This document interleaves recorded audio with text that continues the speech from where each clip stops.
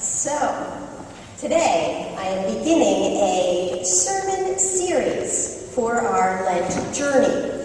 For the next 4 weeks, I'll be exploring various doctrines through the lens of how a few of our old and favorite hymns present them. Now, I'm guessing that most of you are a little weary about this venture. I get it. Doctrine sounds very boring. But the hymn I highlight today is really what inspired this idea. I'll share with you all that Rock of Ages was not a hymn I was familiar with before I came to your church. I had heard it talked about in seminary frequently and always felt left out of the inside show. But the churches I worked at were very liberal. They always used the New Century hymnal, and in fact, at one of those churches, I heard a sermon preached against some of the theology in this old, beloved hymn. Well, much to my surprise, when I finally got the chance to sing this hymn during summer worship my first year with you all, I just fell in love with it. It was the third hymn that I learned all of the words to. And I love it, despite the fact that it's a little too blood and cross focused for my own personal theology. But what I do love about this song is the theology it picks up when it says in the line, "Be of sin, the double cure, cleanse me from its guilt and power." Reverend Augustus Toplady, the author, is talking about justification and sanctification. And as a nerdy recent seminary student, I still get all excited by these insider phrases like double cure.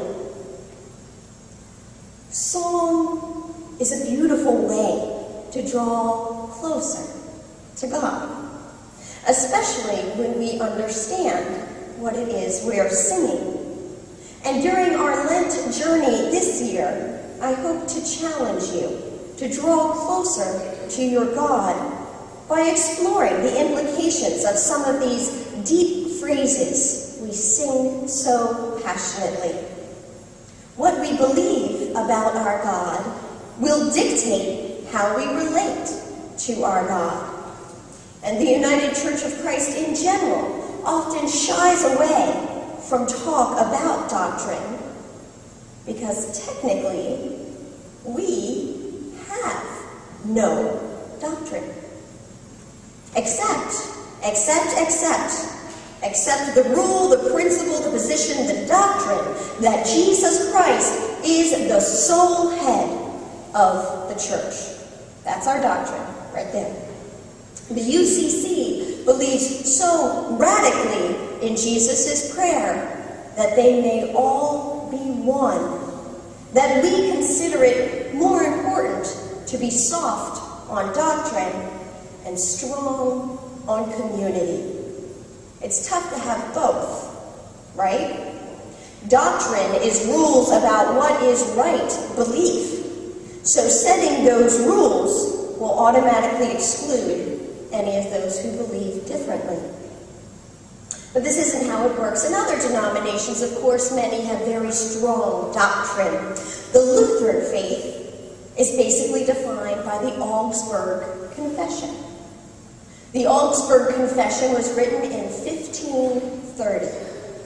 And Wikipedia says this about it. It was written when the Holy Roman Emperor Charles IV had called the princes and free territories in Germany to exclaim their religious conviction in an attempt to restore religious political unity in the Holy Roman Empire and rally support against the Turkish invasion.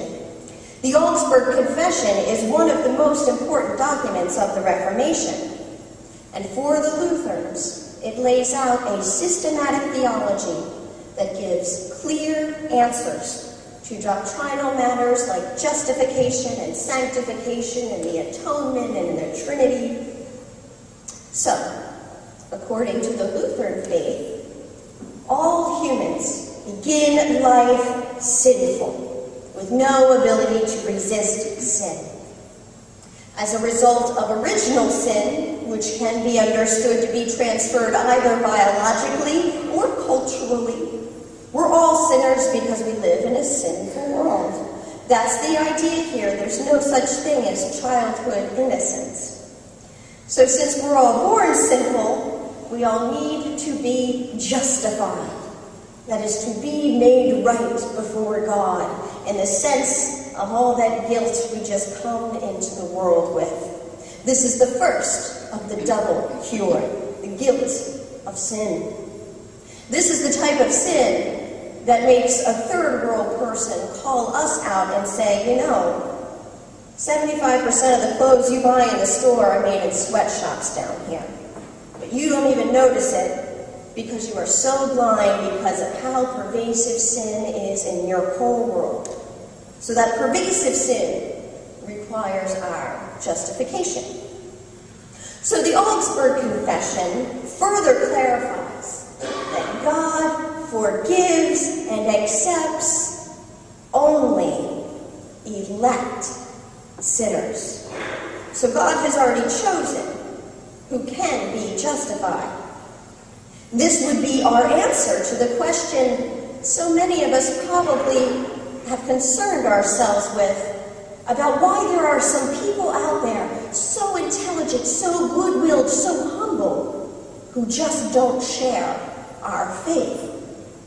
Because God elects some to be made right before God. God only justifies some, according to the Lutheran religion. Furthermore, the Augsburg Confession explains that out of gratitude, these elect, justified few usually become somewhat more righteous or sanctified. Some of us have the ability to sort of get better when it comes to our continuing on in sin. Some of us have the ability to actually put in the work to make sure the clothes we buy are made by people receiving the means to live, but only some of the time. Some of us will be able to get a little better doing research, going further to shop, paying more, to be a little more holy and righteous in our living.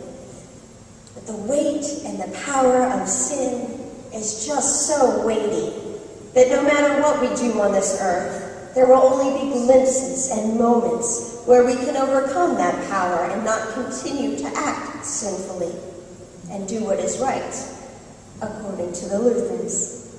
So if you're really looking for that double cure, it's really kind of hard to find in the Lutheran tradition. Now, this is quite in contrast to the doctrine of the Methodist Church.